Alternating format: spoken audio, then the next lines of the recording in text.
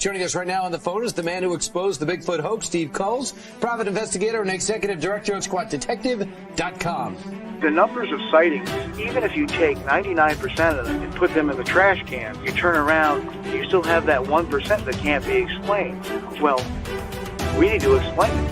And then this thing walks across the road, makes a turn towards us. All I can remember is flipping the light on, and I see this creature. Went to look forward, and there was a big black thing, is all I can call it. The whole time, the whole thing was shadowing us, right behind us, right on the side of us. I still see that damn thing to this day. It wasn't 20 feet from me. You could see it standing from the moonlight in the tree line. I was just scanning right to left, and it reminded me of like a gorilla. Get somebody out here. Son of a bitch is about 6'9", I don't know.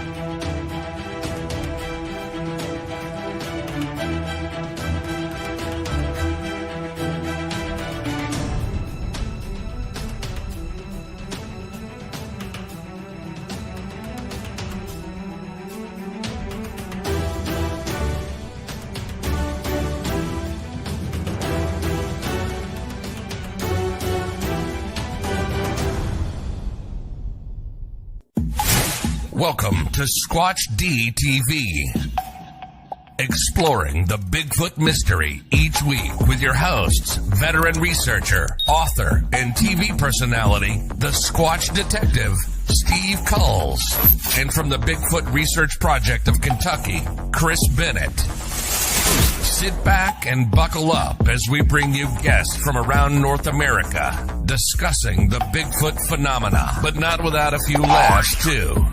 Here are your hosts, Steve and Chris.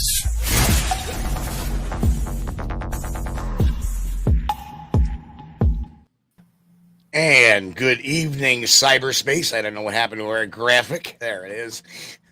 Welcome to Squatch-D TV for today's date, January 22nd, 2023. I don't know why that's doing that. Right. And the show is rolling. Of course. It's going to... With or without us. Here we go. I don't even have that picture selected, let alone...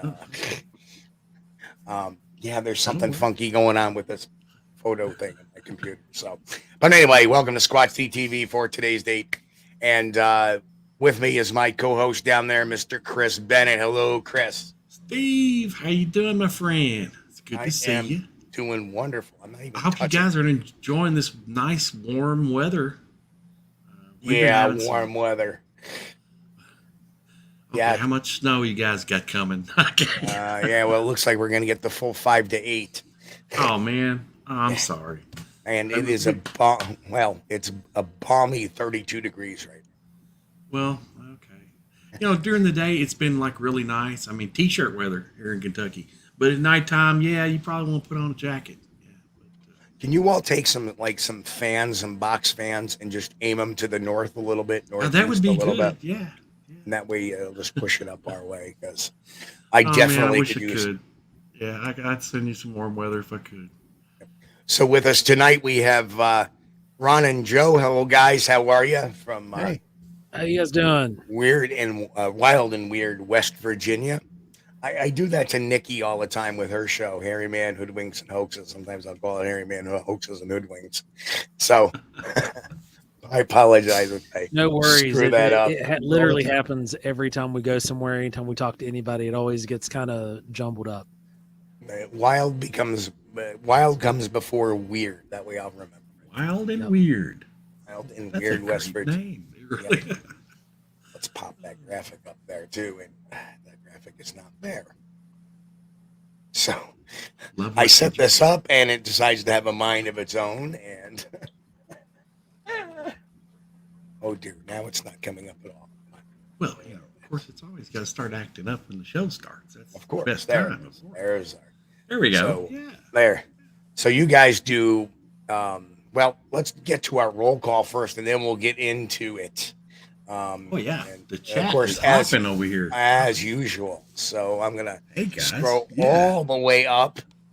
Okay, here we are. Okay, first in tonight was Am Chris. Hello, Am Chris. B Lynn. Hello, B. Good to see you, Chris. Hey, B. Lance Windsor. The tall ones. Brent. Hello, sir. Brent, Mark, let's see. good day to you Mark. as well, sir. Welcome, Western New York Bigfoot Investigation Group. Joe. Joe, welcome. Gary Johnson, hello. Eyes Gary? in the Woods. Angel Nolan. See you. Angel. Now we got to scroll a little bit to find the next one. Diane Trick in with the yo. Diane. Grasshopper, DM Zabo. Grasshopper. Up. Gary? And Matt popped in to say hello from Central Florida Bigfoot, and he's got doing editing tonight. Don Fuller, hello, Don. High Five Chaser, good to see you, sir. Wade Wood, my old friend, good to see you, Wade. Who else? Lil Kilroy is here. Lil Kilroy, all right, I love that. Daniel Weeks, Daniel, there he is, our top commenter, man. He is banging those comments out, helping the algorithm. Thank you, sir. Kate Bishop, hello, Kate, good to see you. Super Britches, or Sugar Britches, I'm sorry. Sugar there Britches. we are. Now that's funny. I like that. Sugar Britches. And I have a feeling I know who that is. Michael Haywood, good to see Michael. Jen's in the house as well. Jen, good to see you, Jen. Charlie Wanton is there. Oh, hi Charlie. Hello there. I think Michael Haywood, if we hadn't said hello to Michael Haywood. Raptor Crazy in the house. Raptor. Steve Curious Cryptid also in the house. Hey, Brian Steve, good to see McMahon, you, man. the What? Bat Mom. Brian. Prairie Fire. And Flyby Stew. Flyby Stew. That's a new one on me, I think. And the Buckwist crew is in the house as well. Hello. Buckwist. I wonder if that's Mr. Steenberg. Or could it be Mr. Bigfoot Okanagan hiding behind that? I don't know. We shall see. I see Kyle Fowl, Cole, Joe Dryden. Yep. Kyle Fowl, good to see you. Okay, so let's get the show. Thank you. I mean, that you guys are making the chat room hop already. Sure Thank you. It's are. good to see you. So we got quite an interesting thermal video, I believe. I saw it many months ago, and I was like, wow. And it was actually alerted to me by Eric Altman. And, I'm letting these guys do it, let the things settle down a little bit. And now we get them on and get their story of what happened and stuff. So I don't know who wants to start, but I'm going to give you guys the floor because that's the way we like to do things. And we may interdict some questions here and there. But I don't know if Ron or Joe wants to speak first and just tell us a little bit about yourselves. And, we'll start with that. Go ahead, Joe. All right. Well, we are Wild and Weird West Virginia. That's our business name. And then our research team is the West Virginia High Strangeness Collective. We have been interested in all this different phenomena for many, many moons. Mine started shortly after I had a Bigfoot sighting back in 2001, and then Ron's been in it for 35 years. We host annual events as well as workshops, and the thermal imaging that we're going to talk about tonight happened during one of the workshops. Excellent. Ron, your turn. Yeah, pretty much what he said. I've been in this thing longer than I even care to admit at this point. It started with me back with UFOs and paranormal phenomena. I had a ghost hunting group for a while, and then we decided to go out on the road. We were actually doing reptiles at the time, and we decided to start taking some of our art out there, which was a little cryptid related and so forth. And people started loving it, but they came to the tables and they started telling us these stories in their accounts, and before long, here we are. I mean, that's literally how it happened. We went back on to the road and just use it as a public outreach to try to help these people kind of, deal with some of the strange things that most people laugh at them for. Sure. And so let's, Joe, you had a Bigfoot sighting in 2001. You want to talk about that real quick? Yeah, we'll go over it real quick. So I was going out. There's Chris. Chris is frothing at this one. All right, Bigfoot side. There we go. It was the weekend after Labor Day, and I was out doing some squirrel hunting, and I was going to go check on one of my deer spots, and it was over in a clearing where they do some clear cutting for paper timber. And just kind of bear with me. My brain's moving real slow. I got a migraine right now, so I'm lucky to coherently string a sentence together. Joe, don't worry, man. I'm already in love. Real men eat squirrels. Hey, man, squirrel gravy's where it's at, baby. So anyway, I'm out there at the spot, and I rode my four-wheeler up about 3/4 of the mountain and then walked back down the other side. I didn't want to make too much noise going down into the area that I like to go to, because it's a big natural hunting blind that was made out of mountain laurels or rhododendron, whatever you want to call them. And it looked into that clear cut area. So when I got down into the spot, I thought I was seeing a black bear. I was getting excited. I was going to see black bear, going to watch him for a little bit, but it turned out not being a black bear. And what I was observing were 3 creatures. One of them was really small, behaving much like a young child. The others were up closer to the tree line, and they were foraging. And it was a brief sighting. It felt like it lasted forever. But when the wind shifted, they caught wind of me, and one signaled the other 2. I'm assuming it was like some kind of inaudible sound that I wasn't able to hear. And they marched off into the forest. Wow. So you got a view. Nice. Chris, go ahead. You always have the questions. Well, it seemed like a family group. Was there any way, could you tell if either one of them was female or if either one of them was male? I couldn't tell anything was female. There was one larger one that was between, probably about 6'9" to 7 foot, based off of I went back a year later. I couldn't get my medal to go back for a little while, but there was a stump that was cut, and it came up to a little bit above my knee. And when this thing walked by the stump, it was well below its knee. So I'm 6'3", so I'm assuming it was in the 6'9" to 7 foot range. Then the other one was about 6.5 foot, and the other guy was real little. You grow them tall there in West Virginia, don't you? 6'3". Wow. I guess we'd call it tall. I mean, it's I'm not one of the guys that really buy a whole lot of the big, massive reports. Yeah, because a lot of people just don't know what they're looking at. They don't know how to scale things at distance. Yeah. And so I try to be as conservative as I can when I'm making the size estimation on what I saw. And then when you get to a certain size, the perspective changes a bit. So something that's 8 foot tall could look 9, 10 to you. Yep, well, absolutely. I've always said that, we always think is like, as a little kid, our grandparents or our parents are so tall and big, and and then next thing you know, I'm looking up to my kid going, what the hell happened? Where did you get that height from? Oh man, I think that's a smart thing too, to remember to make a mental take a mental picture and a mental note. If you have a sighting and the creature standing next to something, a landmark area, you can pick that out. You can always come back later and get exact measurements. I did one better than just making a mental note. Back then I was always journaling things, so I actually wrote down the entire sighting. Yeah. Excellent.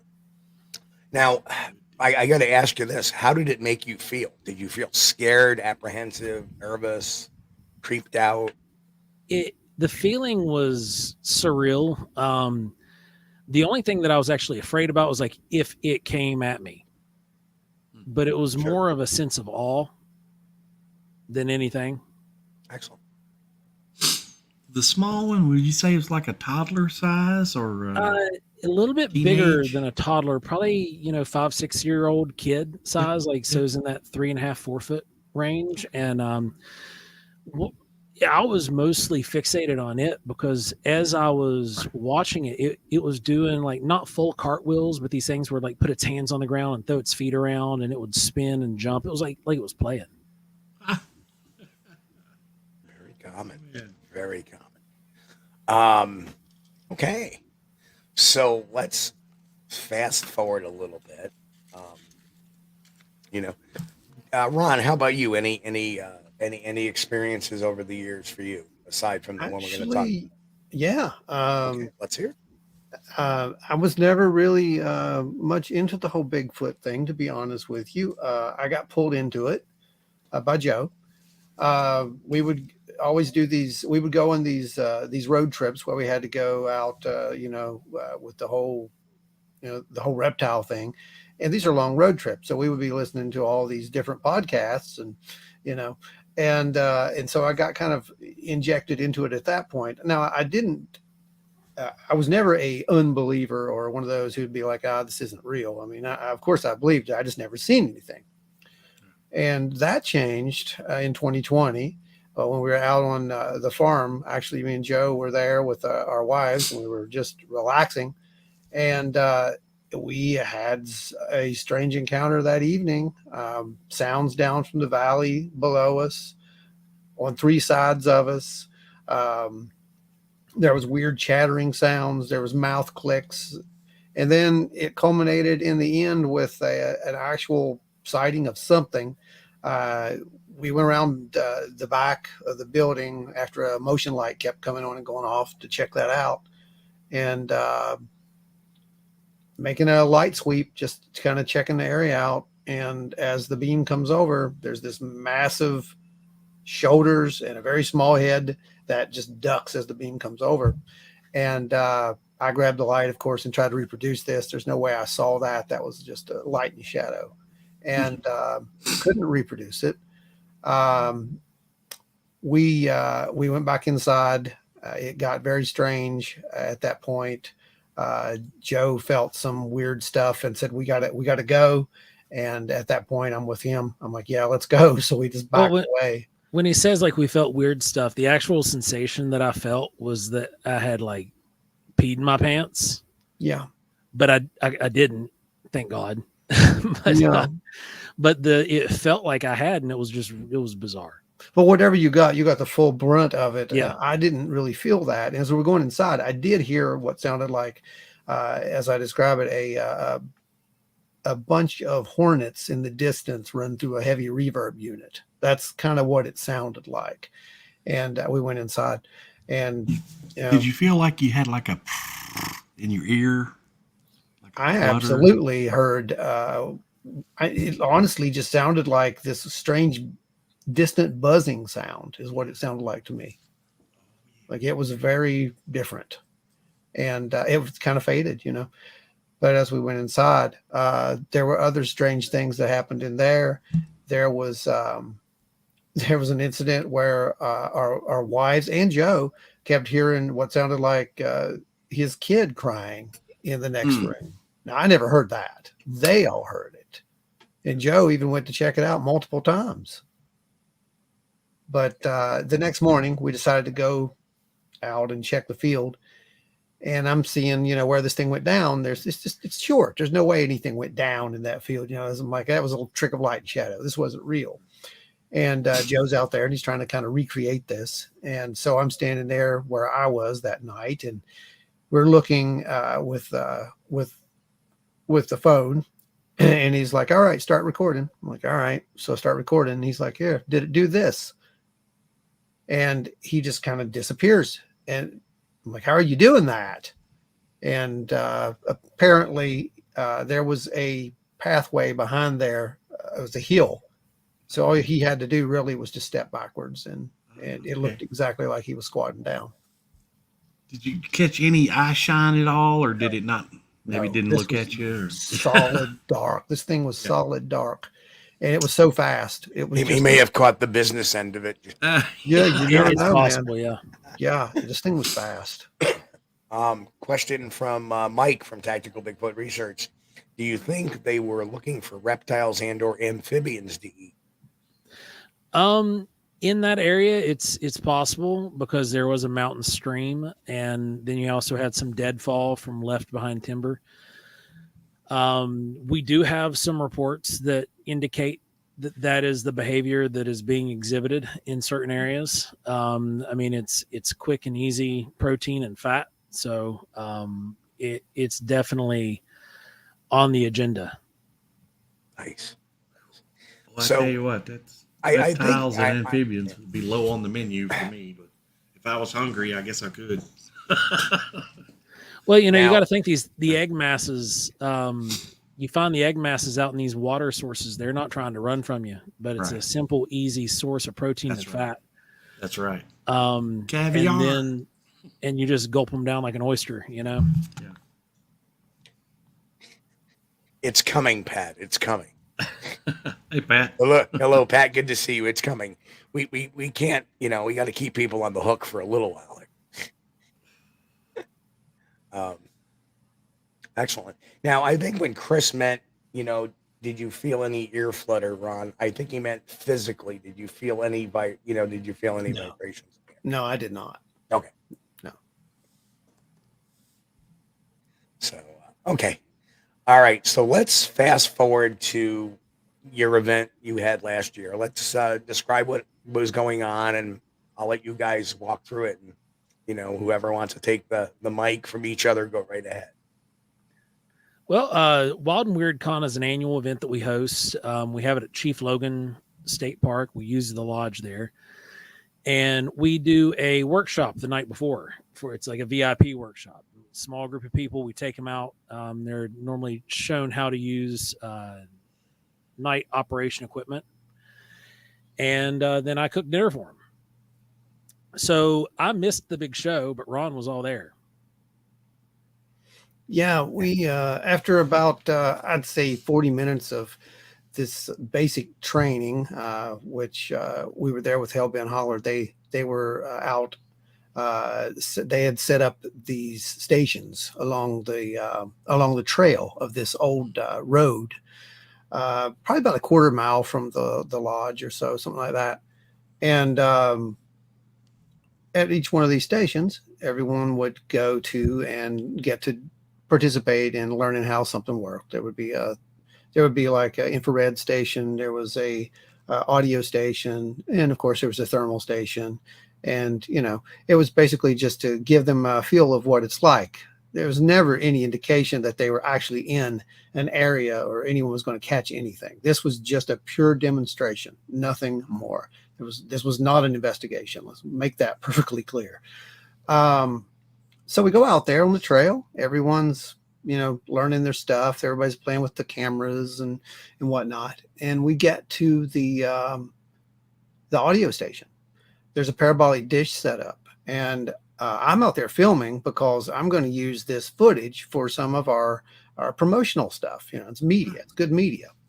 So I start filming some stuff, and this guy starts saying, "Hey, there's some sound coming from down in the valley." He's listening through the parabolic, and they're like, "Yeah, what is it?" It's like a popping sound. I'm like, okay.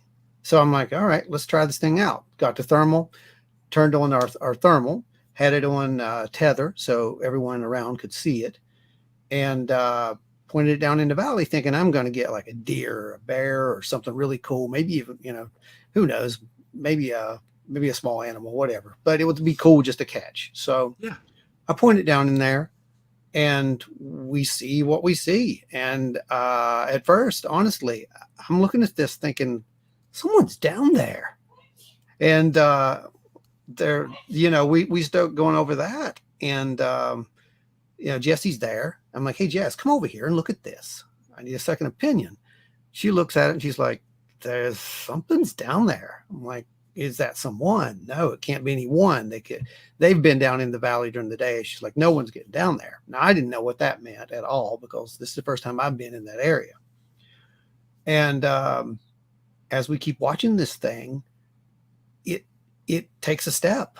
And when it takes a step, it's like, it looks a lot bigger than what it originally looked like in my mind. I'm watching it on this small it's a phone, just tethering it to a phone. Yeah. And then we're like, whoa, okay. So they're like, well, let's get up to the thermal station because it's up about 300 yards or so up around the bend, looks down in that valley. And I'm kind of want to stay there just to try to see if this thing moves again, but everybody's moving. And I'm like, I'm not staying here by myself. That's not going to happen. So I know enough about Bigfoot to know you don't do that. So, so we all go up around the valley and start looking down in with the other thermal units, and there's nothing there. There's nothing there in that valley at all at this point. So I don't know, guys. I have no idea what that was. All I know is after that, we went back and we back to the lodge. And one of the weird things was when we went out there, the power did go out, by the way. And as we were going back to the lodge, it came back on, which was, some people think that's odd. I'm just like, who knows? But we go back and I show it to everybody that's pretty much there at this point. And they're like, you got something. You think? I mean, it looks like something. It looks like somebody walking down there. I give you that, but I don't know what that is. So we just kept showing it to multiple people. Eric got to see it. Dave Spinks got to see it. Martin Groves got to see it. Everybody pretty much came back to us and said, that's something significant you got there. I'm like, okay. I mean, that's like, all right, that's a lottery thing. I mean, I'm good. I don't know what to do with this. So after that, we just kind of showed it to a lot of our peers and they all agreed. And so that's it. We got to release it pretty fast because we don't release a lot of our evidence, our videos, anything, unless we have it peer reviewed. So. And, obviously, did you have it peer reviewed or? Oh yeah. Yep. So what, oh, yeah. I know, I don't know if I was one of those people. You may have got to see it inadvertently. Yeah. Like I know Eric was showing it out to people. Dave was showing it out to people. So yeah. Because Eric was getting his pipe, and I'm like, well, hey, as I always say, a thermal isn't going to prove a Sasquatch necessarily.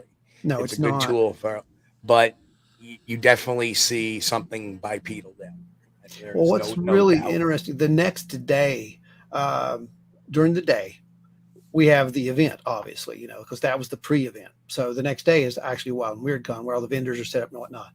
And we are just dying to go up there, and look at this area, but we can't. We have to stay with our vendors and whatnot. Hold on, let me address this.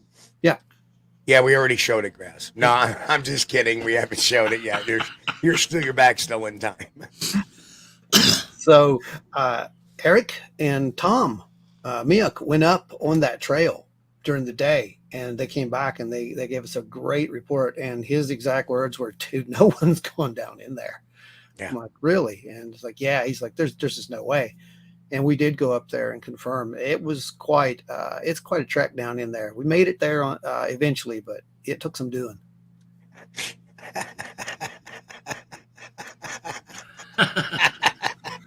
Grass just came back. I hate you, Steve.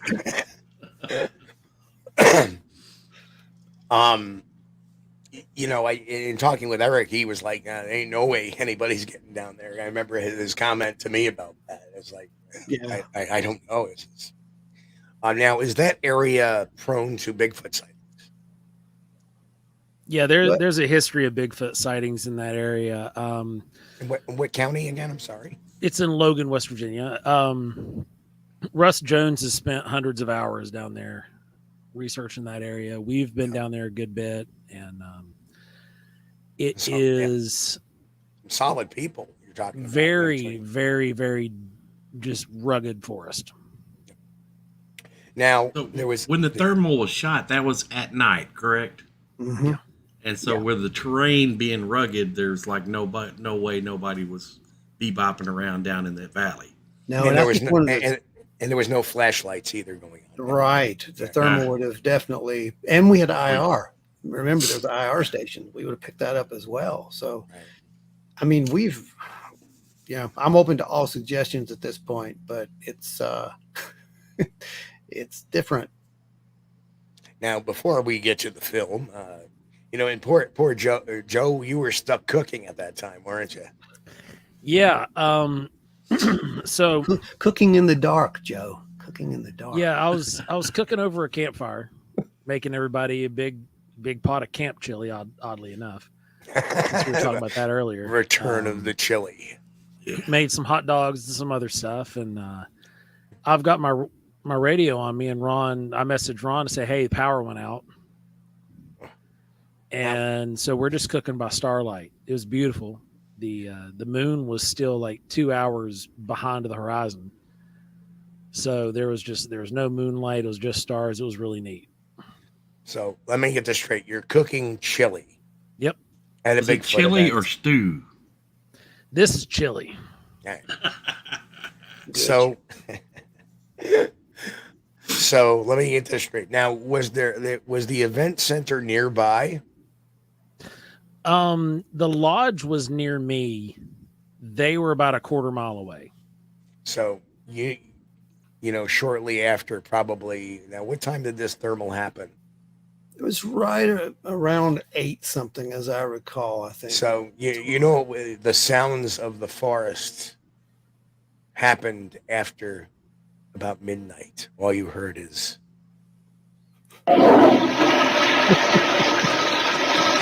Very possible. What? You know why? And it's so funny because... chili is not really an eco-friendly food.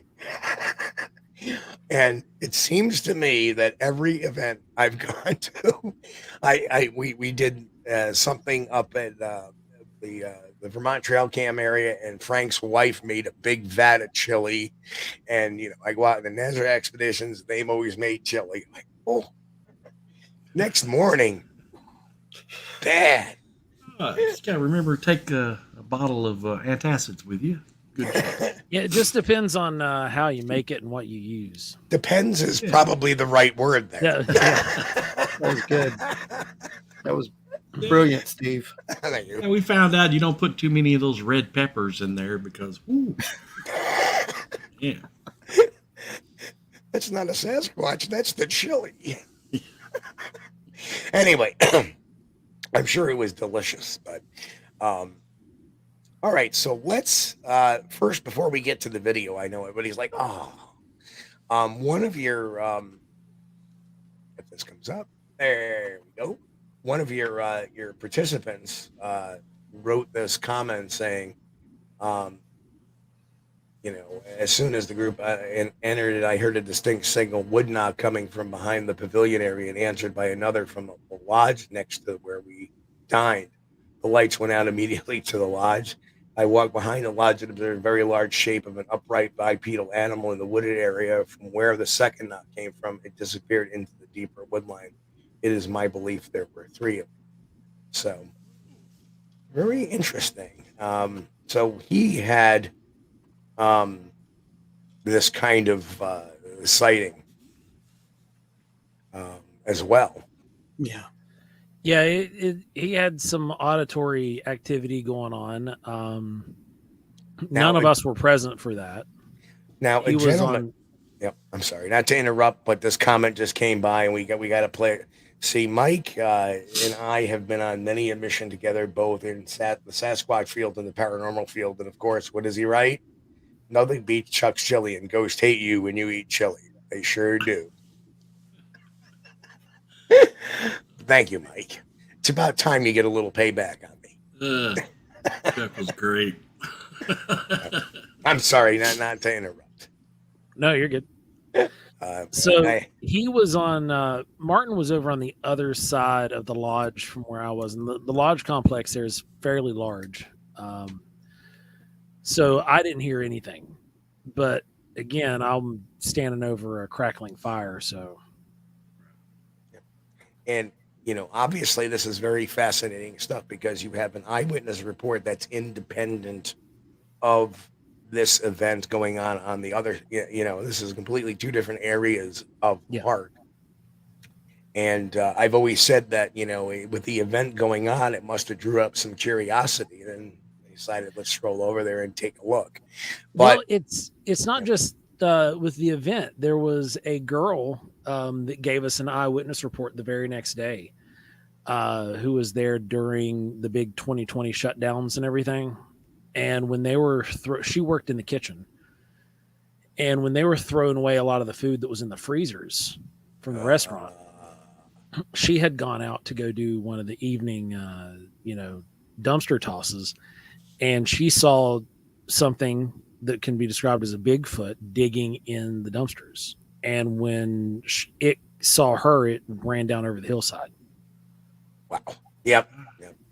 And that would bring them around. They hear activity, that means food. Opportunist. Yeah, right. Okay, so let's show the video clip. It's 53 seconds long. I appreciate you guys letting us show this tonight. So here we go.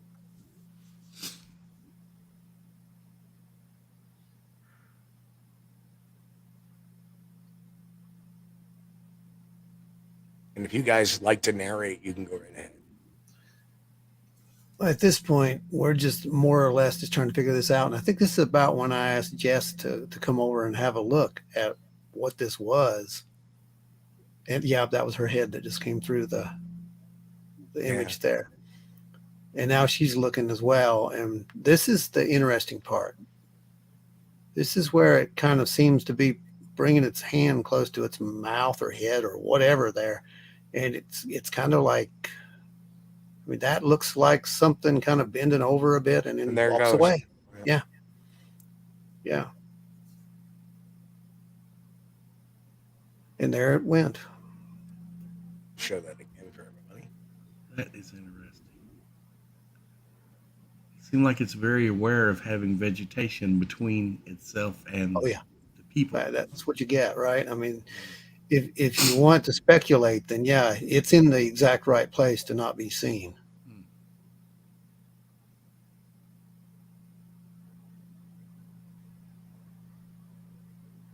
But you can clearly see it bending down and standing back up, and then it looks like those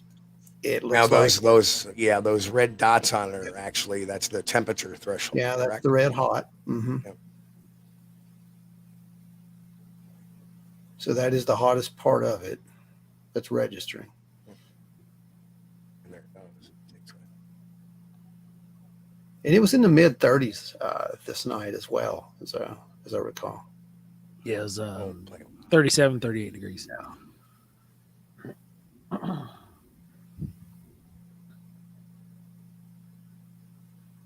That to me is really, really eerie, considering what I've heard about the terrain and it's just hunkering down there, and it's just you guys started to move, I guess, or somebody probably started to move, and it decided I find it very curious that there's movement from right to left, and it decides to from left to right, and it decides to go right to left, almost away from you guys. Well, at that point, Jess is pointing down into the valley. She has a light, and she's also trying to get the infrared camera down in there as well. And she's not picking anything up on the infrared. Well, that's definitely bipedal movement right there. Yeah, yeah, whatever it was definitely moving on 2 feet. I wish we have to yell at you. You should have kept on filming. Well, I did keep on filming, but there's nothing there. There's literally nothing there. And you can see the extended version of that over on our site. It's all there. And we could have sit there. This thing was either gone or it was waiting us out on the other side. And our thought was, if we could get up around that corner and look down in the valley with those other thermal units, and there was some very good ones there, we could get a better view on this thing. But you can tell Mick has been a follower of the show for many years, if he remembers that particular incident. Okay, so we do have some questions, and Steve Curious Cryptid got to it before I could. What type of FLIR was it? Oh geez, what is that, Joe? We're using the AGM Taipan. Ooh, nice unit. It is it's a pretty good unit. We we're able to send out signal to cell phones or computers, and they can view it remotely from the device. which was great to get other people's opinion as this was happening in real time, you know. So we, as you've seen, this creature, it just seems to disappear, right? Yep. Like when you're watching the thermal, it seems to just fade off. When we finally got a chance to get down there into the valley, to do a proper recreation, we found out exactly what caused that phenomenon. There is about a 6-foot drop off. Gotcha. In that creek bed. And I had to use a sapling. I had to grab a hold of a sapling and use it so I didn't break my ankles. And then this thing didn't have to do that. When you see it just step down like that, it's real nice and clean. And mine, you watch me trying to do it, and I look like some kind of rickety old man trying to make my way down a hallway. Now, were any of the pictures that you have on the website, was that the post investigation? Or is that just I believe those were all post investigation, yeah. Mm-hmm. There is some posts on there, yeah. And that website is Wild and Weird WV, right? Mm-hmm. We were able to when we went back out, we went out the next day right after the event was over, shortly after Eric and Tim had been out there and done their thing. We were going around. I was looking for any kind of sign of something large that would have moved itself from the upper portion of the hill down into the valley. And we were able to find quite a few impressions in the ground. And we found one footprint that was in the mud, and we actually cast it and brought it back. There were visible toes in it. And once we let Tom Shea review it, he actually thinks he saw some dermaglyphics in it. Yeah, we got the picture up on the screen. So, yeah, you can right there.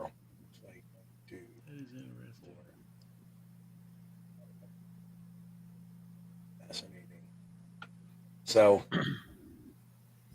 it's always great when you have the people there that actually shot. This is the shot I want to put up here. It shows more of the, there we go.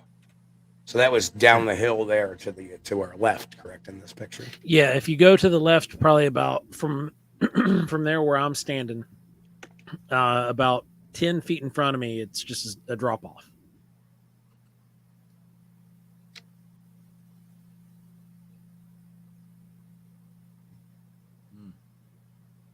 Yep, and Joe said that. Well, can't say it's definitely a Bigfoot, which we said that in the beginning. Yeah, but it's not pareidolia. There's something was there that night. Walks up. Yep, absolutely. It's interesting. So, who has the cast right now? I'm really curious. I do. Okay. Do you have it handy or no? I can go grab it. Can we do show and tell, please? Yeah. Ron, keep him busy for a minute. Give me Okay, I'll do that. Sure. We love show and tell on this program. We do. We do. We do. Because that's going to be the next question. People are going to go, where's the cast? Where's the cast? Yeah, the cast is real. It is there. And so are you hooked now, Ron? Are you hooked? Man, I got to tell you, here's the thing. After having the first sighting of what could have been a Bigfoot, I guess, in 2020, I kind of got hooked at that point.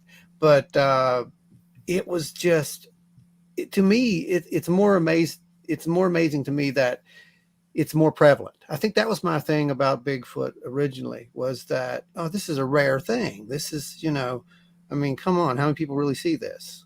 I think a lot of people really see something out there. I think there's really something out there. Not all of them are Bigfoots. And, our number one thing is we try to debunk stuff and get it out of the way as much as we can, as fast as we can, or send it to peer review, etc. But a lot of people don't do that. and they watch a lot of these programs on TV and they think automatically, well, that's Bigfoot. Well, I would have never guessed that there's the potential that a lot of these are actually something. Okay, if you know what you're looking for, the tracks are there, the evidence is there, and we just walk over it as we're out in the forest all the time. I'm pretty much convinced of that at this point. Yep. Now I don't know what they are, so if anyone wants to ask that question, that's my answer. I have no idea what these things are. This is being undercover. How did you know something was possibly there? I think you had mentioned that you were hearing noises. Oh, and that's a great question too, because we were talking about this not too long ago. Someone said, well, if it was so big, then, it would be making a lot of sound, right? And we do see that it does appear to be big, but honestly, if they wouldn't have had that at least 12-inch parabolic dish there, no one would have heard that thing down in that valley. We only decided to even turn those, that thermal down into that valley because someone said, oh, there's popping sound. I'm like, oh, cool. I'm going to get maybe a shot of a deer or a bear or something. Right.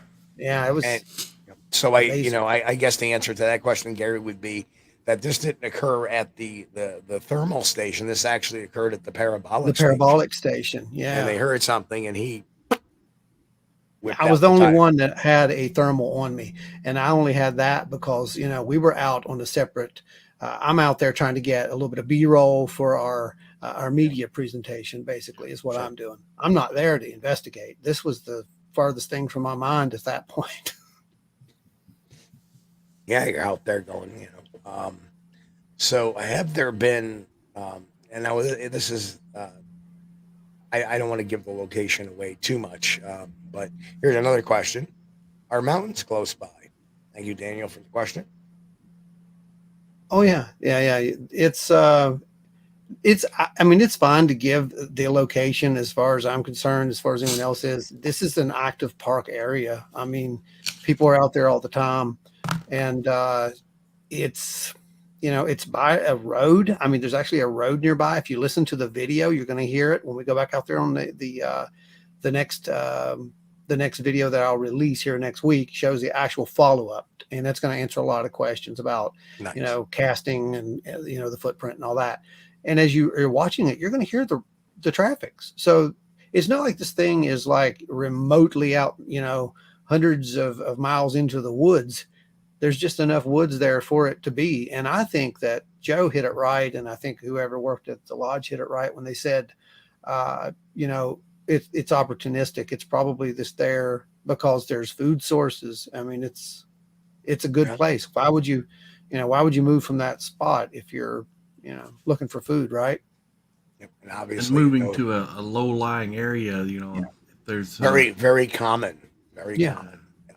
Yeah, and there's water there. I mean, that was the other thing that he was talking about as it walks over down there. When he got down in that valley, there's actually a waterway down there. So, you've got food, you got water.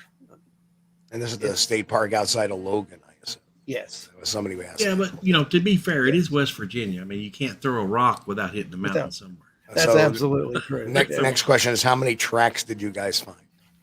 One. Oh God. There's one that we cast, but one there was castable, depressions. and there was more than a dozen others that were like they were combinations of like step slides where the hill was so steep. Yeah.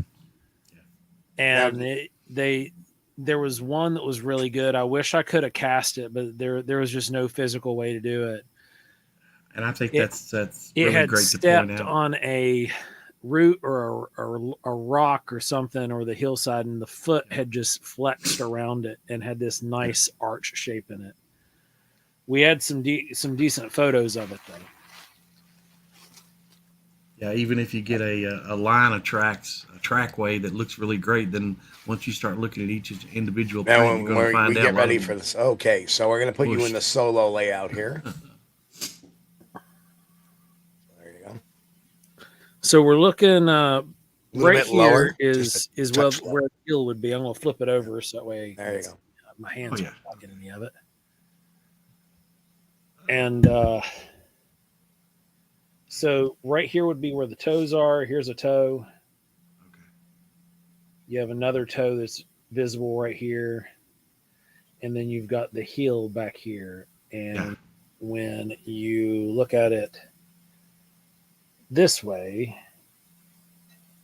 you can see where the ridge of the foot, this portion of the foot right here, slid into the bank a little bit under the mud.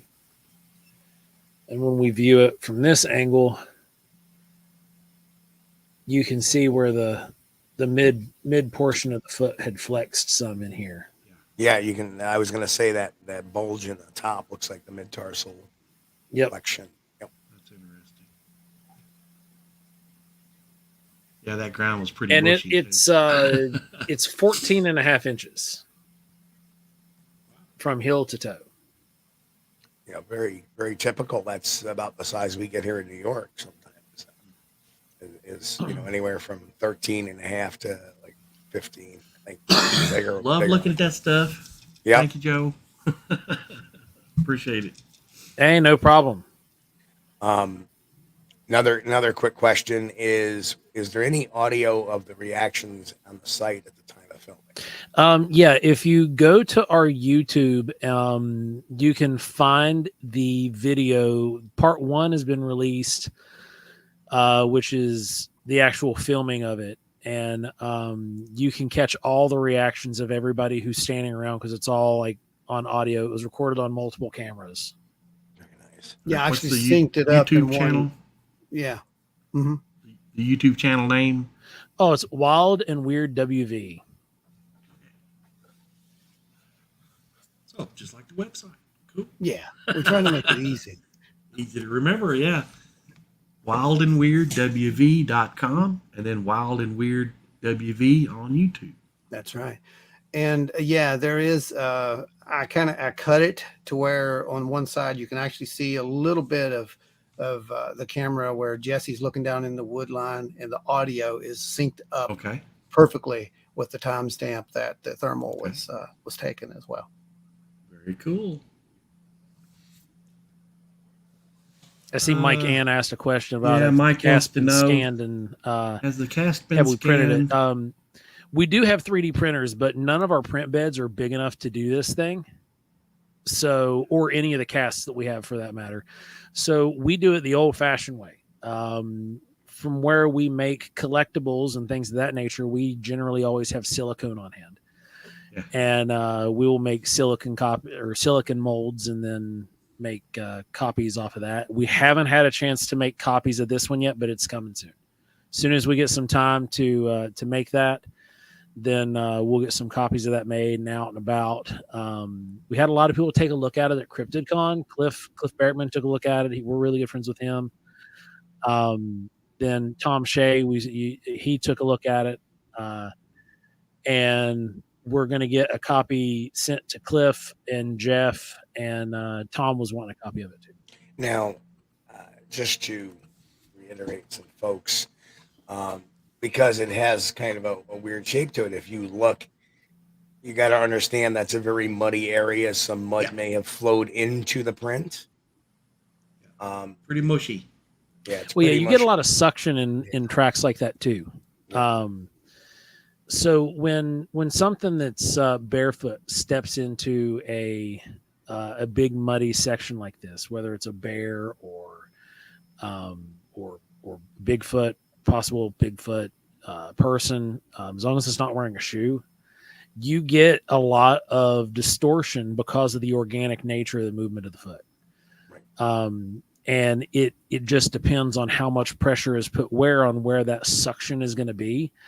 And when the foot steps up out, it'll actually pull mud vertically back up. So you won't have that nice, pretty depression like what you see in the Hereford casts and some of the other Gray Harbors casts.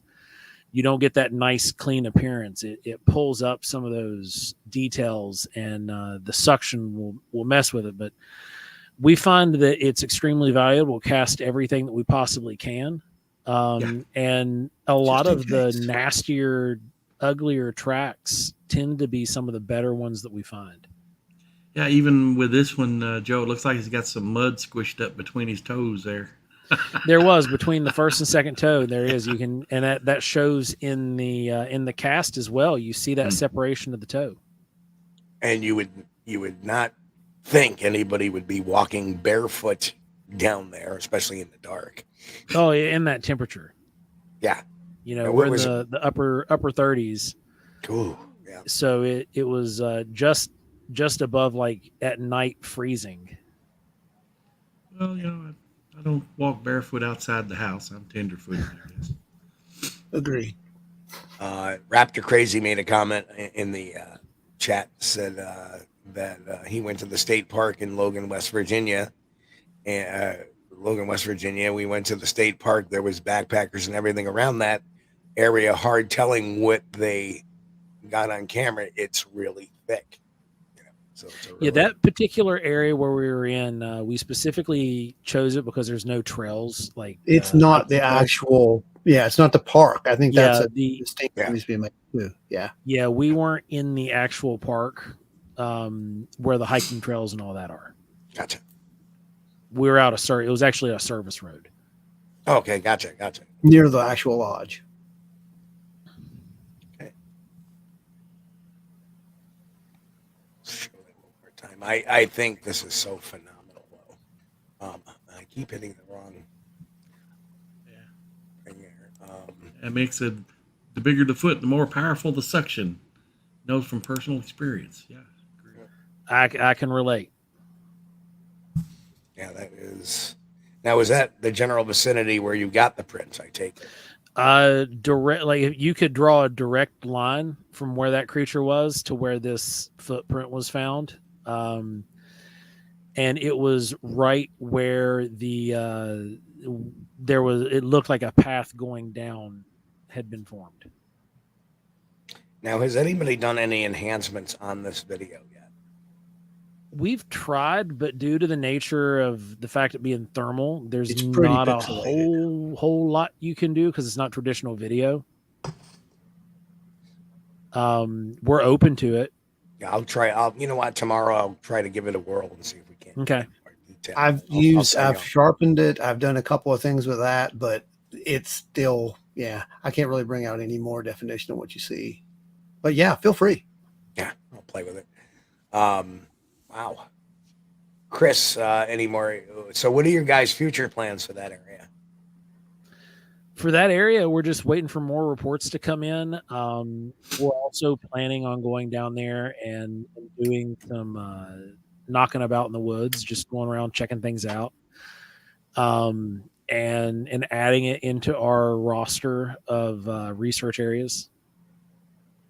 The area that was down below where y'all had this thermal, was that down in that bottom? Is it a creek area down in there, or just it's drainage? a mountain stream? So what we're looking at is that that spot where this thermal was taken. It comes into a point, and you've got two fingers that come out, and it's the fingers of the mountain come out, and you've got this nice little hollow right here that the stream from the top of the mountain runs all the way from the top down to the bottom, especially when it's raining.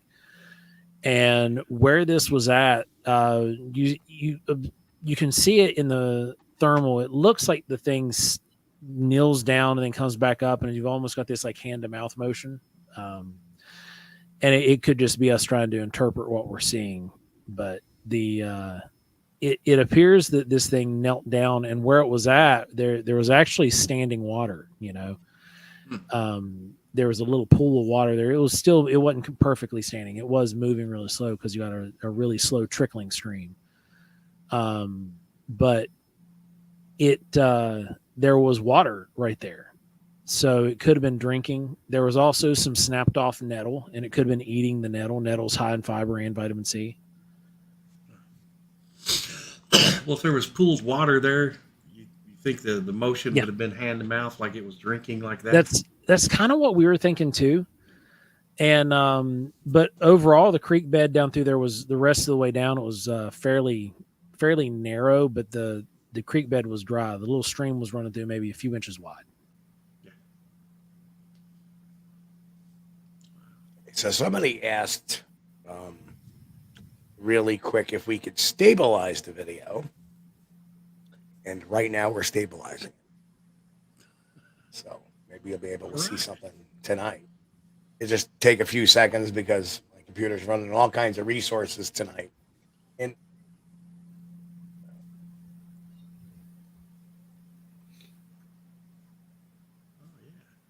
so for our folks on Amazon and iHeartRadio, and Spotify, and all the other audio platforms, you're going to want to check this video out over at SquatchDTV.com and check out episode 110. We're at 110. 110. 110. Golly. So. Don't seem like we've done that many, but I guess time flies when you're having fun. I really enjoy this new platform where we can show videos and stuff. This is great. Can we call it? It. The chat room can comment, ask questions. You guys are great. I just love it. Can we call it a new platform, Chris? We've been here almost 3 years. Well, it's still new to me, Just like, I drive a 2006, and to me, that's new. I'm not riding around in a brand new Bronco like some people I could mention. It's not brand new anymore. That's still new to me. Chris, very subtly, it's still new to me. Still new to me. Yeah. Sound like one of my video shorts. I'm always complaining about the Bigfoot videos. So, for folks who haven't caught Professor McGillicuddy, he had his first independent short this week over on the channel, and he tackles the question of, is the Earth flat? So you're going to want to check Professor McGillicuddy checking that one out. I'd show it here, but Chris would yell at me and tell people to go over there so we can get the views on it. Maybe some likes on it. Stop by the channel, especially if you're listening to the podcast. Stop by the channel and check it out. Squatch-D TV. I see some people over in the chat asking about a thermal recreation if it's been done, and yes, the thermal recreation was done. We released this stuff in like a episodic content kind of format because we've got day jobs and we got all kinds of other stuff going on. We're trying to get the info out as quickly and smoothly as we can, and that I actually got to watch the finished version of it tonight. I was really happy with it, and Ron did a great job with the editing. And that episode is going to be up this week. So you'll be able to catch the recreation this week.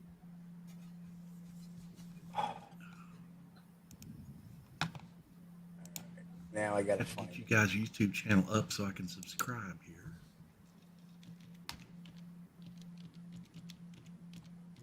Hang on a second. I'm going to have to close a window here because it saved it to my share screen. Just don't start playing. Yes, it is. Okay, I caught it. Subscribe. Yes. Really?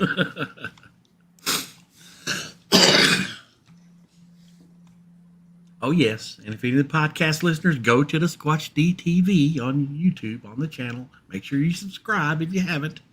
Leave us a thumbs up on something. Watch something. Watch Professor McGillicuddy. We need to help out that search algorithm all we can. Well, folks, I got to do it again because I've lost the video. Oh, man. It's somewhere on my computer. I just don't know where it's supposed to save. Well, you're asking a lot for it to do it live on the air, too, Steve. That's the computer's already pulling the stream out. Yeah, that is a high order. No, what the issue is that for some reason, since the last update on this computer, it's not playing nice with my files, and I'll save it to the desktop and it doesn't show up. So, I think it's about time I get me a new one built. I've had this is like a 4th generation Intel. This is like ancient dinosaur. Probably older than a dinosaur now. But I'm not about throwing nothing out just because it's got a little wear on it. See, I'm looking at my desktop. Did Ron or Joe try to create a 3D image from the photos of the foot. I think now they don't have the. I wish we had that kind of technology. I mean, to be able to scan, you got to have like 20 grand. Well, to do it accurately, we could do it with HD, with LiDAR and then create it, of course. But there's, honestly, I don't think that that particular footprint that we can get the resolution that you want to see. Yeah. If you watch the video, you'll see what I mean. Like they actually have to take a magnifying glass and look and see those little dermal ridges. And in fact, we took that down to Tom. Tom zeroed right in on it, but we had looked at that thing over and over and thinking, well, is this anything? And Tom's like, well, yeah, right here. And once, of course, he shows you, you're like, well, there it is. How did you miss that? But I don't think the resolution would be there to create an actual 3D model of it, is what I'm trying to get at. Yeah, because you would lose some in the rendering and printing process. And not everybody, has that thousands and thousands, tens of $1,000s worth of equipment. I mean, not trying to, go too big, but we did win Bigfoot Research Team of the Year from the Bigfoot Forums website. Yeah. And, it did have a little prize pot that came with it, but it wasn't quite, that, Joe. 3D scanning prize pot. Yeah. But we do intend to go out. Yeah, yes, that's right. Your $5 Starbucks gift card is in the mail. Yes, absolutely. It would be nice if everybody had their own personal DNA lab and stuff, so they could bring a sample in there. Yes. Okay, now it's stabilized. It's stabilized. All right. And I'll send that to you guys. Big bucks.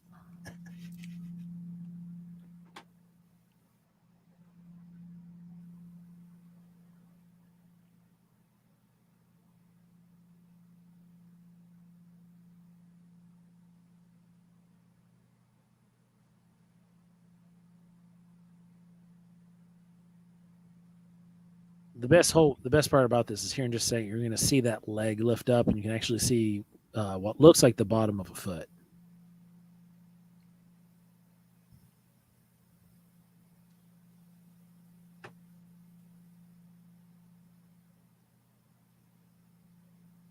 It looks like it's the bottom of that right foot that you can just barely see a part of. It looks like it has a very thick ankle. It looks like it's standing there with its legs not locked. The knees are slightly I'm glad you brought that up, Steve, about the ankle and the ankle to knee ratio and the thickness there. When you once we get it all finished, we'll send you a copy as well of the recreation. And the biggest difference between me and this subject is the leg size. Yeah, I'm trying to do a share so we can stop it, but it's very jumpy. So we'll just stop sharing it. And we'll just go back to the stabilized version. There we go.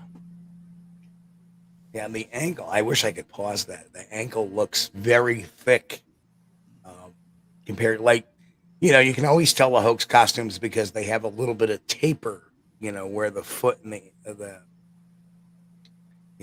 ankle is, but I'm not seeing that in this particular.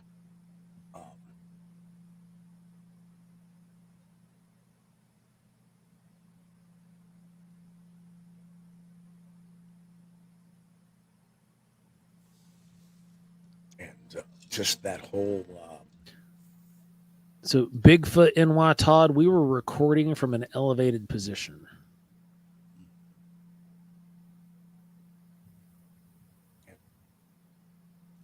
And the interesting thing is that the ankle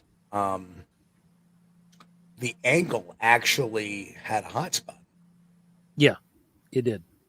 And that, that would be very uncharacteristic, like if somebody had a boot on or something of that nature to me anyway. Back on. All right. We're getting there. So what I'll do is I will pop that in my high resource editor tomorrow, see if I can't get a little more zoom on that. And especially that last, we'll slow it down. We'll do a number of things with that. So I would have done it tonight, but cankles. And anything worse than cankles is back knee. As in the woods. So, any questions in the chat? I don't want to keep these guys all night.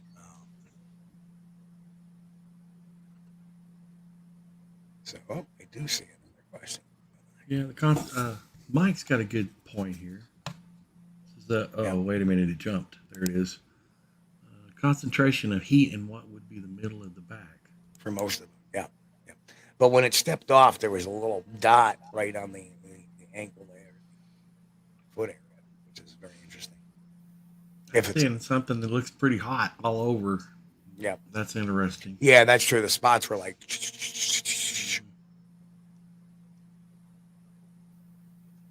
Now, when you go back and you watch the recreation video too, there's two parts of Ron having me on thermal.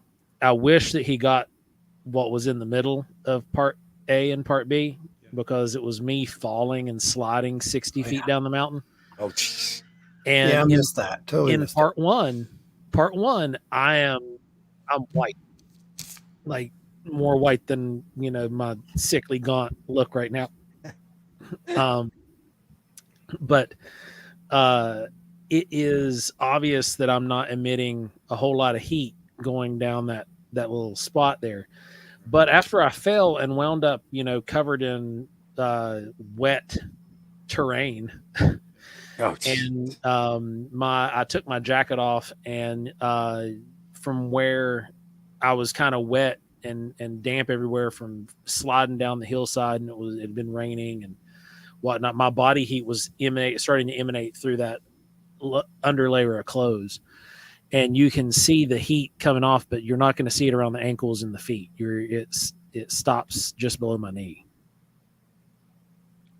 Daniel Weeks has a question. Any recent fires to the area you're at? It is curious that you bring that up. Not in that research area, but we have had a recent-ish fire after collecting some data in another research area of ours. That's interesting. What's the deer population there as well? That's the second question he asked. It's like 4 times the human population. Yeah. And West Virginia is not a highly populated state either. Right. A lot of deer. Deer are the number one cause of death in West Virginia, actually. I'd say if it's around here, Ron, at night you drive slow at night because there's going to be a deer run out in front of you. It's not if, it's just a matter of when. Absolutely. Just fixed $1,600 worth of bumper on my wife's vehicle not too long ago. Yeah, unfortunately, I love deer. But Joe, I gotta say, you're a camper, man. You took one for the team by going down that hill. Man, It wasn't pleasant at all. I'm a certified master naturalist, so I'm used to like hiking into spots way off trail, getting into hard to reach areas because we'd be doing surveys on different species or looking for evidence of some of the more hard to find species in these areas, or doing like amphibian or reptile surveys or different fauna surveys.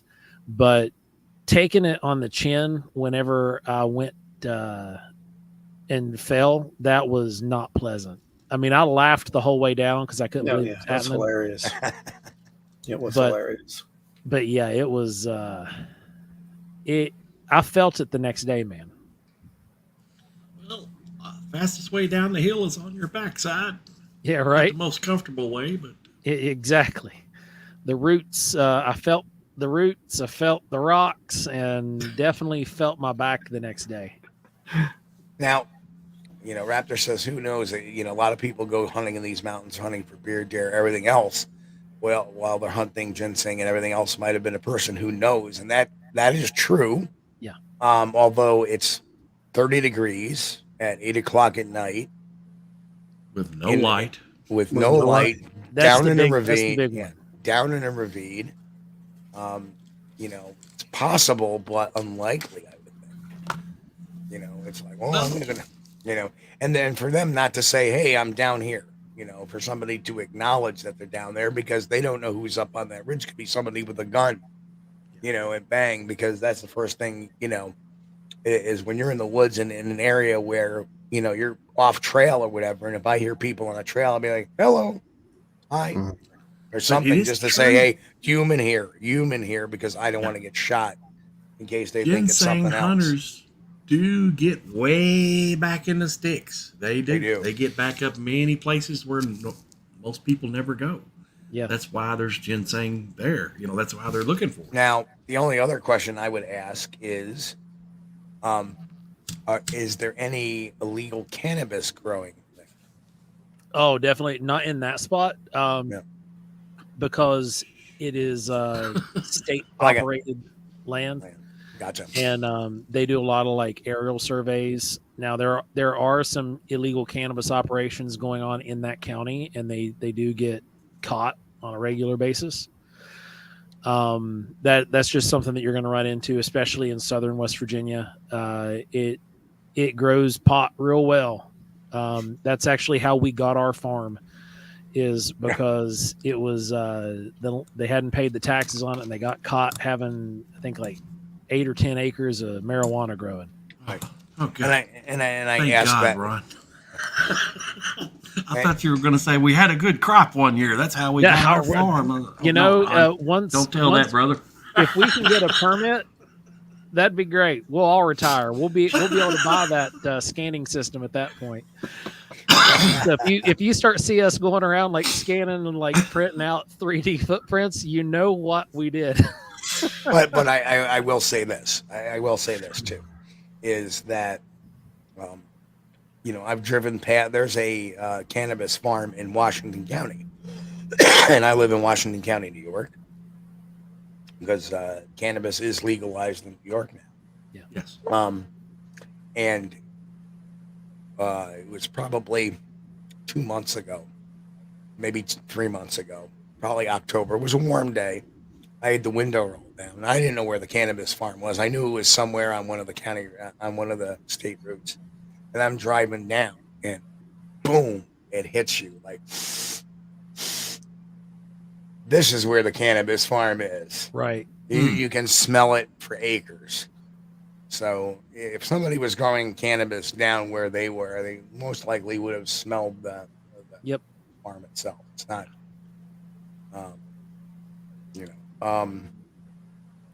chessboard said, Steve, the NG fly choppers, all of them.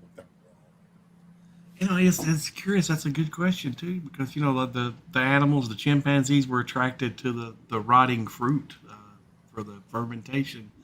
You would wonder if these Bigfoot, Sasquatch creatures could be attracted to naturally occurring weeds that they have some sort of good feeling when they eat, or medicinal purposes. There's plenty of naturally occurring fruits in those areas too. Like when I say plenty, I mean for Appalachia, for West Virginia.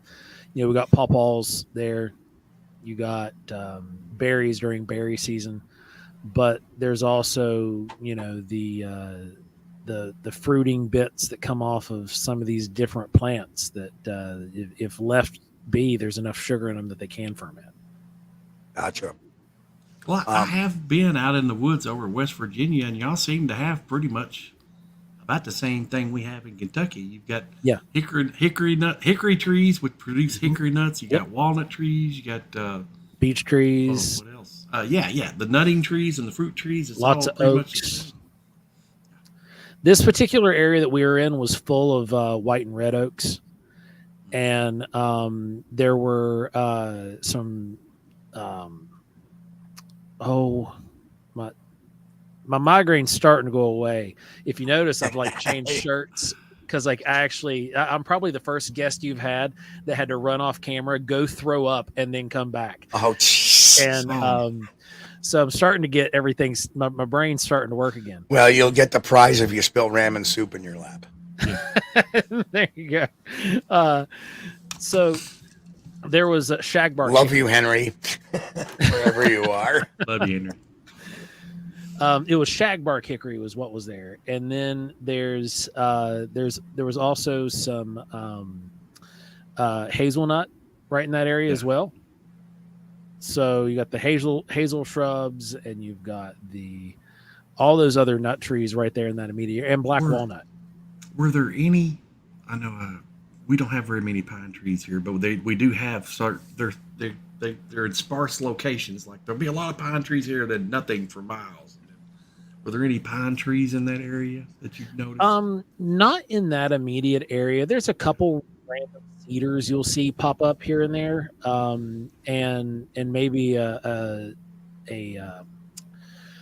handful here and there of like a fir, but there's not big like conifer groves. Right. Yeah. There's one patch that's out that way, but it's over on the other side of a wildlife management area, and there's a couple acres of evergreens and mixed conifers that do grow over in that spot. But that's really one of the only places there, and that's because it was old mine land that was repossessed and taken over, and they just they planted what they could that would grow real fast to stop erosion. Now,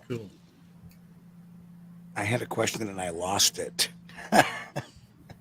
Dang it.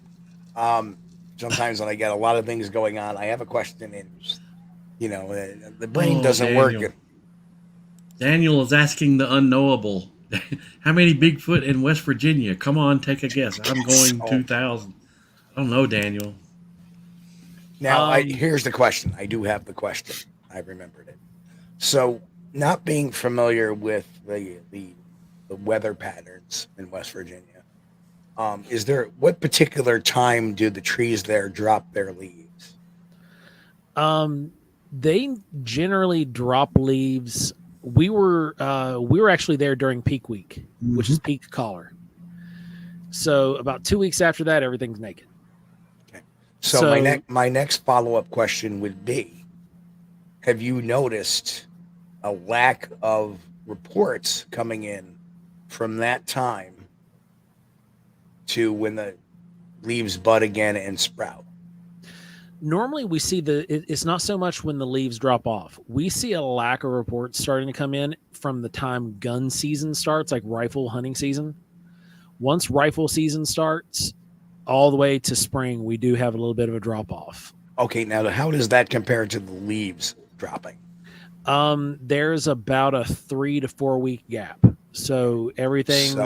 So what I've discovered in New York, is that, my area is kind of unique because, the part of New York that has the biggest concentration of Bigfoot sightings is Whitehall, New York. Yeah. And between Whitehall is in between the Green Mountains of Vermont, which is deciduous pine and fir, and the Adirondacks on the east side of Lake George, which is predominantly oak, maple, and birch. What happens is, what we found is that about mid-December, when all the leaves have dropped, sightings drop off, and they start picking up after the leaves come back. So what we think is going on is the reason why Whitehall is getting so many sightings, particularly in the autumn, is that there's a movement between the Green Mountains and the Adirondacks, and they're going to the deciduous pines during the winter time.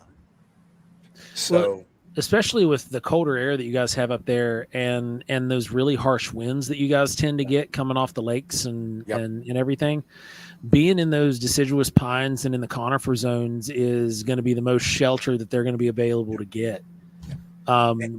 We do have heavy snowfalls here. Like, it's not unheard of for us to get 2-3 feet of snow, but the winds, we don't have those winds that'll just skin you to the bone, because it's so mountainous. And where you guys are geographically and geologically, the Green Mountains and the Adirondacks, they're in what's called the Great Upheaval Zone. Yep. So you have mountains with wide valleys in between them. Where we're at here in West Virginia, only the eastern part of our state really is part of the Great Upheaval. So like the Eastern Panhandle and right where the Mason-Dixon line. You know, if all of our listeners are looking at that picture of West Virginia on the map, that perfect 90-degree angle is made by the Mason-Dixon line. That section right there, that little green county there, combined with the Eastern Panhandle, which I'm going to help you out here, right here. If you're on that part, that is the Eastern Pan. Hang. Can you do that again, Joe? Yeah. This is the international sign for West Virginia. You got the Mason-Dixon here, the Eastern Panhandle, and the Northern Panhandle. There we go.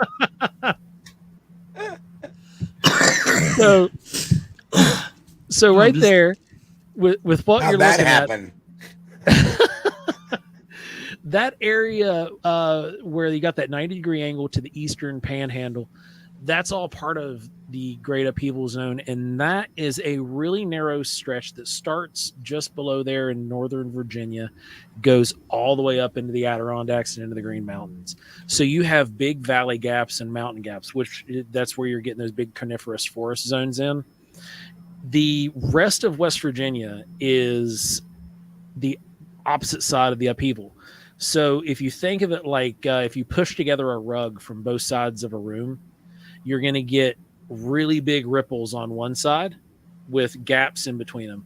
But then on the other side of those ripples, it's going to be really tight. Everything is going to be crumpled up real tight together. That's where we're located, and that's where the southern part of the state and eastern Kentucky kind of looks like. It's those really tight mountains because you got that great impact of the continents happening and pushing up the Appalachian Mountains. And then the ripple effect going behind that towards the interior of the continent. And because of that, we wind up with these really tight mountain zones, similar to what Chris has there in Kentucky. And you've got the big gaps. We don't have as much carnivorous zones or alpine zones, except for in the Eastern Panhandle, like similar to what you have. And there's even some terrain that's similar to like central and northern Canada because the altitude is so high there. Yeah. But we're more in like a hilly, ripply mountain zone where literally one hill, they come together like this. You know, you might have feet between each of your mountains, and then the other one starts going back up. Yep. It creates a really rugged terrain to navigate, and it also, by proxy, makes great, fantastic habitat because it blocks a lot of those horrible weather patterns. Yeah, you get heavy, dense snows, but we very seldom have very strong, powerful winds that come through this area just because the mountains being so tight and clustered cut it up. Whereas when you have those big gaps made in the upheaval zone, that wind can rest in those channels and just skin you alive when it's cold. Yep, especially if you're on the peaks. It's amazing the amount of wind that comes, especially like, and I'm so used to the eastern side of the Adirondacks, the eastern portion on the other side of Lake George, where that wind just comes whipping up that mountainside, that comes up the valley and over, and it doesn't always make for great recording because all you're hearing is all the time, and it gets quite chilly all of a sudden. But if it's calm and beautiful, you can hear a pin drop, and that's the beauty of that area. But I gotta say, your map of West Virginia that you were showing us, well, us Yankees call that the Bronx Cheer. So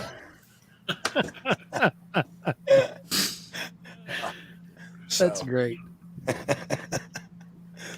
Oh man, it's going on 10:30 now. I think we'll start wrapping up our conversation now. So folks, if you got any other questions you want to throw it out now. I think now's the time. You guys are doing a freaking phenomenal job out there. And, thank you. And getting to talk to you guys tonight, it's been a lot of fun, and God, you guys know your stuff, and I love it. So we try our best, man. And with the research we do, it might seem sometimes because there's a slow trickle feed out of information. But it's because we take our time and we do our due diligence to get peer review on everything. You know, we send it to other people who have been doing this and who are well recognized and well respected, who have either formal education or just School of Hard Knocks education, and they learned it by doing it. And we get their opinion. And the other thing we do is we don't tell anybody like we caught a Bigfoot on thermal. It very well could be some weird naked hillbilly out there. The one thing we can't attest to is like it wasn't somebody wearing clothes, because when you look at the thermal hit of me in my clothes versus me when I fell and you got my body heat radiating out, there's totally different appearance. So whatever this thing was either just, you know, make fur covered, question or coming in, or it wasn't obviously wasn't wearing clothes. That's what I'm getting at there. Here's the question from Mick. He always has that radioactive signs there just in case there's a meatloaf in the question. But the question is and how aggressive are West Virginia Sasquatch? Do you get a lot of aggressive encounter reports? We really don't. And I actually had this conversation with Russ not too long ago.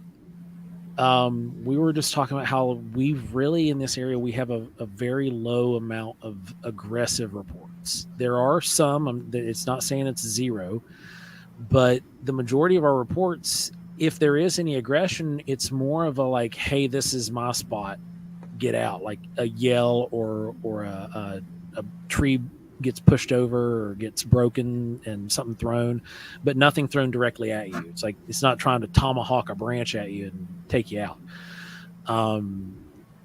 But that's about as far as I can get with it. You know, we, based off reports, doesn't seem to be that aggressive. It seems like they want less to do with us than anything. So the least contact that they can have, the better. And if they do realize, just like with this subject in the thermal, if they realize that, oh crap, I've been spotted, or in my personal sighting, oh, okay, there's something here, they don't want to be seen. They want to get out of the way. You know, the advantage of my sighting, I was in a laurel thicket, very, very dense laurel thicket that had an area that I had like kind of trained the plants to not grow. So that way I could get a decent shot. And, because I'd been going there for years, and they didn't see me come in. But as soon as they realized that I was there, they went. And with this capture on the thermal, it was like almost the same way. As soon as it realized that we were there making noise, and everybody was like, "Oh crap, I'm out of here. I don't want them seeing me." Right. I'm fighting off a sneeze for the last several minutes. I can feel it fester every once in a while. Just let it fly, man. I had to hit mute and go puke earlier. It can't be worse than this.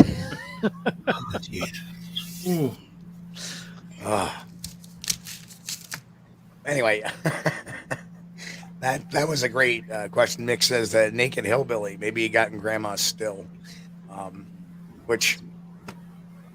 But, you know, it's just pretty amazing, that drop off. And that's where it disappeared to without making much of a noise.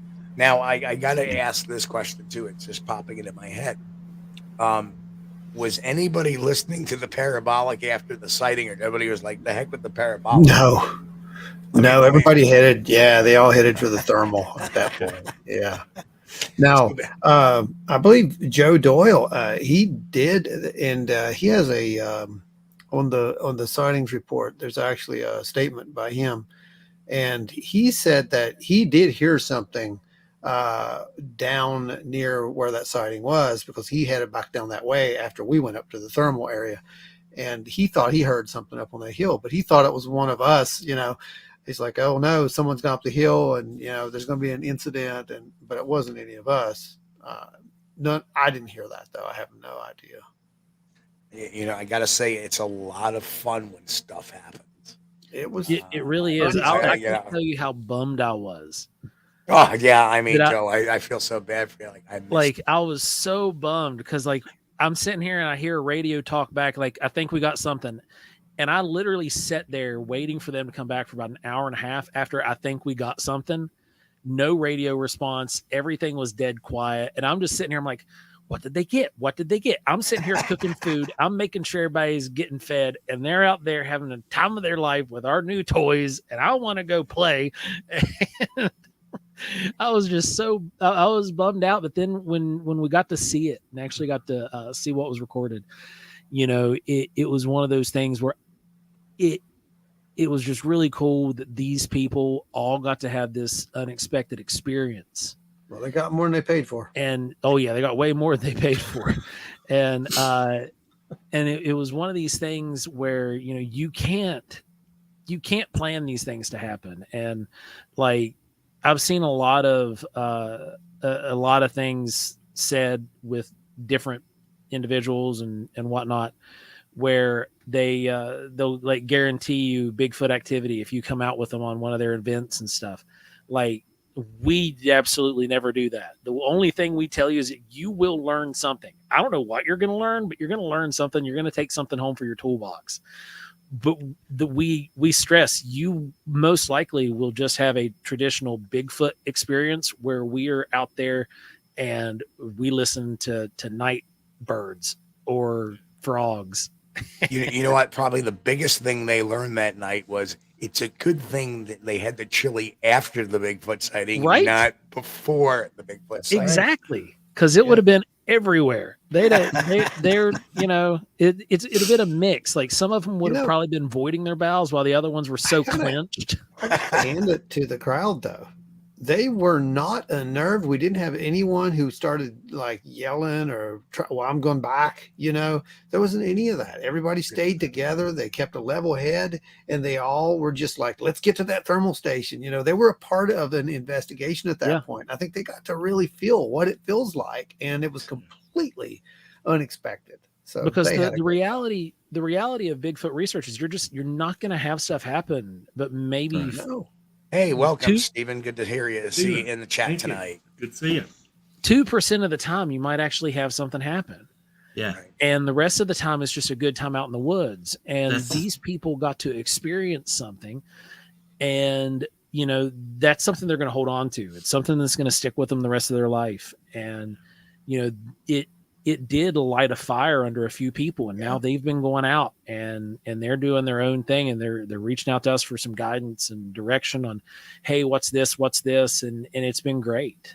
So the fact that they got to experience that, I'm super excited about that. That was phenomenal. We couldn't have asked for anything, because it definitely, you know, you plan these events around this stuff. You find areas, because we do try to host our events and such in areas that there has been historic activity, just because we want to promote, you know, people getting out in the woods and doing stuff or doing proper research and that you never know factor, like that particular night. Right. Exactly. So you can get that wild card night like we managed to pull, and the likelihood of that happening ever again is so incredibly high that it's probably never going to happen again for a big group outing. But you know, it was fantastic. I was super excited for it. If there's any advice I can, because I've been at this so long, is, you know, you're at a high point. Don't let the nights of nothing going on kill your enthusiasm for it. Oh man, because you get there, and then, you know, the next time you go out, oh, nothing. See, you know, you gotta fight that. Like, oh man. For me, every time I go out in the woods, and Ron can attest to this, every time we go out together, I'm a trained naturalist. I get excited when I find a plant. Yeah, it's never boring. I mean, it's never boring. Oh, look at that moss growing in that tree over there. And I mean, you learn something when you go out with them. So see, I'm a wildlife guy, so if I get to, you know, like over the winter, and here's another shameless plug if anybody hasn't caught episode 1 of the trail cam project on the channel. I've always lived in I moved here in August, and I quickly realized, man, I got a lot of wildlife here. I got, I see eagles flying around. I see falcons flying around. Oh yeah, I can't beat that, man. But one day I'm sitting there and, okay, there's a squirrel. Okay, and then one day I'm sitting there and there's a red, behind my house, I have this berm, which is kind of almost like a natural path. And one day sitting up on the berm was this fox just kind of sitting there.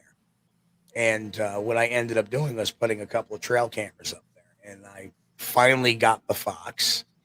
And last week, and Chris, you don't even know this because this all happened. Bobcat. Oh, Bobcat. Well, you don't know the story behind it. Okay.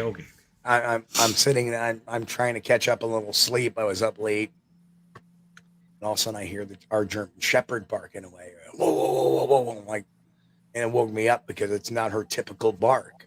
Right. And I'm like, why is the dog barking? And I know the wife was stirring around. I'm like, what's going on out there? And she goes, come here, and you need to look at this. Like, I'm walking out.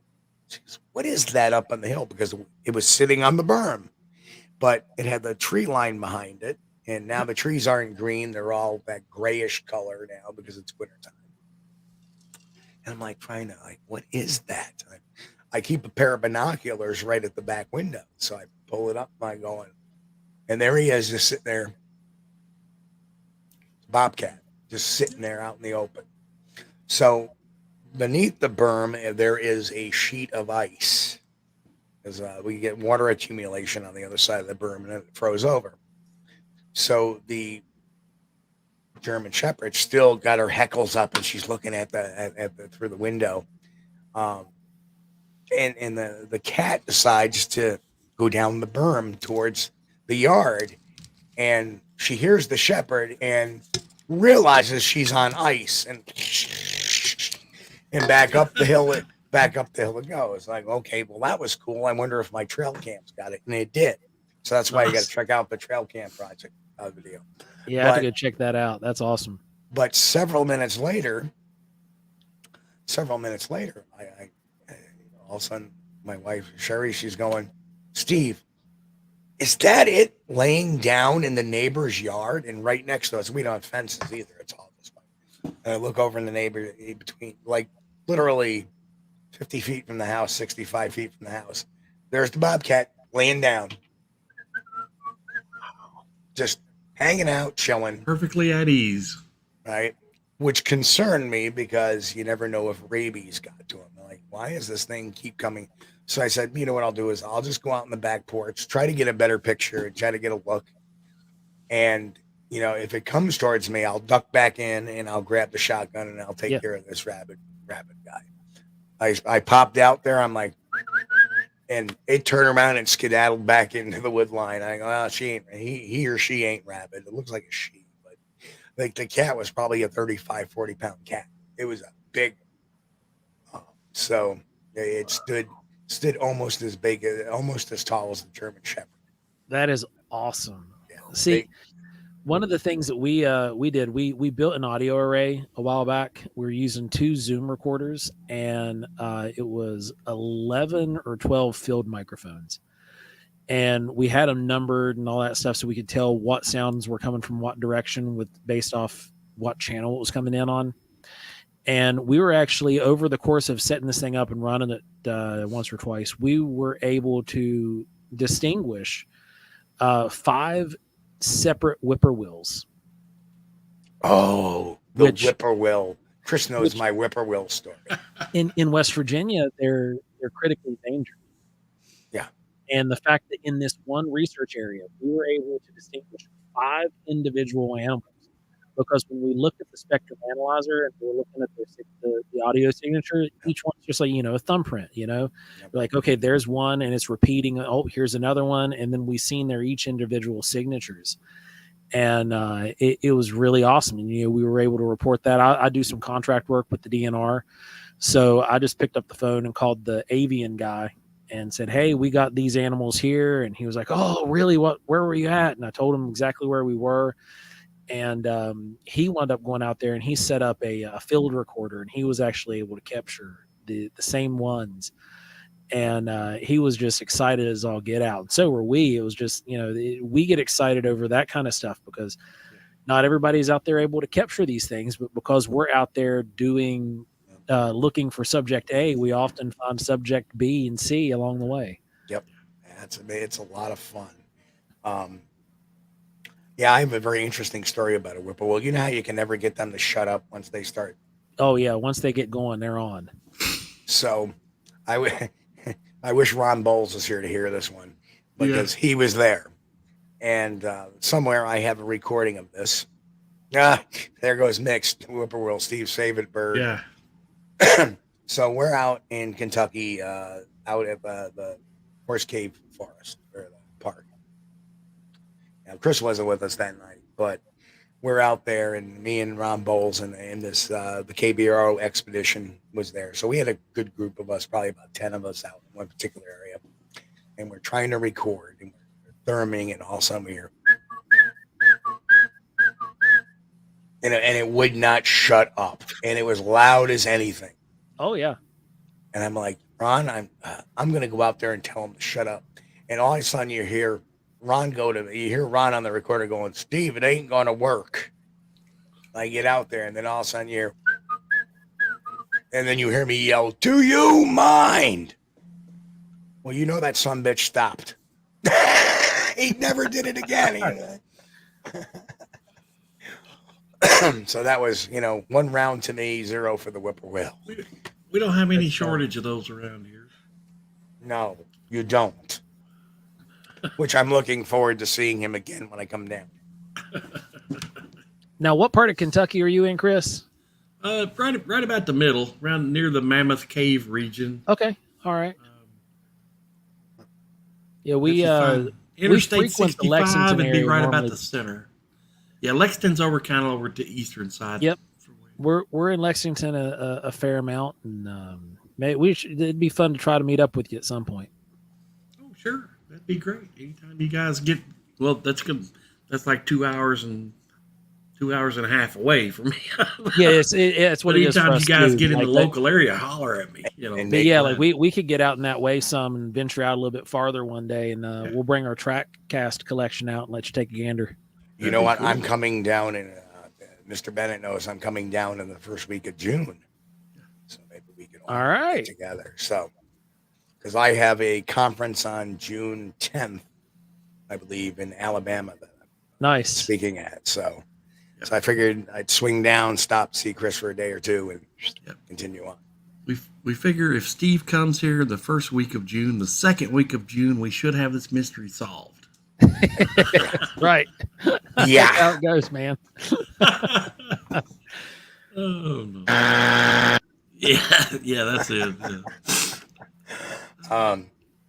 Yeah. We live in hope. We live in hope. Well, anyway, folks, no sense in dragging on the show any longer. I gotta say, I want to thank you guys for coming on tonight. It was a great discussion tonight, and wow, you guys knocked it out of the park. I love it, guys. Before we go, I'll let you guys plug your stuff, and so I'll let you guys have the final word here on your stuff. Go right ahead. Where can we catch you all? All right, you can catch us at Wild and Weird Radio for our podcast, and also any of our YouTube stuff, which Wild and Weird Radio is also now over on video format at Wild and Weird WV on YouTube. If you want to find our website and see a little bit of everything that we're doing, it's wildandweirdwv.com. You can also go and support us there. We don't do any kind of Patreons. We don't do any kind of GoFundMe stuff, anything like that, because you can directly GoFund us by buying merchandise that we produce and put it right back into what we're doing out in the field. And we make sure that it we use all of that generated revenue to keep Wild and Weird Radio completely free for listeners for eons and eons to come, as well as putting it towards field equipment to go out and keep doing the work and collecting all the data that we can to post out there, because when it boils down to it, the data does not care about your feelings. The data is what it is, and that is where it's at. So you just reach out to us. If you've had a sighting and you're in our area, you can go over to wildandweirdwv.com, click the report a sighting tab. It's going to give you our standardized sighting report questionnaire. Just go ahead and fill that out, and it'll come to us immediately. One of us will contact you as soon as we get it. And if it's outside of our driving distance to reach you, then odds are we know somebody in your vicinity that we can get this report in the hands of, that will actually get boots on the ground and come out and do their due diligence to help you resolve whatever kind of sighting you had. Very cool. And Ron, your final words. Or was that enough? Well, that's pretty much it. I mean, that's kind of what we do. I always let Joe close our shows out like that too. Well, again, thank you guys for coming on. It's been a lot of fun. Great to make your acquaintance and friendship. And, absolutely. Like I said, I'll get that video over to you guys, and I'll do a little work tomorrow. I'll send them over to you guys. You guys can do whatever you want with them. I'll send you that graphic too. So sounds great, man. Much appreciated, man. It's been great being on. Thanks for having us. It's been a fun show. Interesting show. We always have fun. But yeah, it can't. If you ever want to do anything again, we'll have you guys over on Wild and Weird Radio with us. We can have a different conversation. Anytime. And you never know, I might talk UFOs or paranormal. Uh-oh. Like I said, I ran my own will talk. Yes. And again, God, thank you so much, guys. Thank you, guys. So, Chris, do your thing, brother. Again, I want to thank Joe and Ron for being on, and enjoyed the footage. Enjoyed talking to you guys. You're great guests. We really appreciate you, and honored to have you. Like what you do. Don't stop doing what you're doing. It's good. I think you've got a good area. Thank everybody in chat, all our listeners in chat. We really love you guys. You guys make the show. Love those questions. Love that critical thinking you got going on. Keep on doing it. Hey, folks, you've been watching Squatch-D. I guess we went off. No, we're still on. That was a whoops. Well, tonight. Anyway, yeah, if it's the first time watching us on YouTube, man, don't forget to hit that like button, subscribe, share, okay? What is going on? What is going on tonight? No, we're still on. It's lovely. Night of the glitches. We love it. We love it. The barfing guest, the sneezing host, All right, folks. Have a great week. Well, I want to wish everybody a happy, healthy, and safe week. On behalf of me, we love all you guys. And, we'll catch you all next Sunday night, 9 p.m. Eastern here on Squatch-D TV, SquatchDTV.com, SquatchDetective.tv to the phone-friendly website to get all our videos. And, hey, God bless and keep on squatching. We'll catch you all here next week. Hey, folks, you've been watching Squatch-D TV. Join us each week, Sunday night at 9 p.m. Eastern, for the latest on the Bigfoot mystery. As always, we thank you for being our loyal viewers and encourage all to subscribe to our YouTube page at youtube.com/Steve Kulls. As always, have a great week. Stay safe. God bless. And keep on squatching.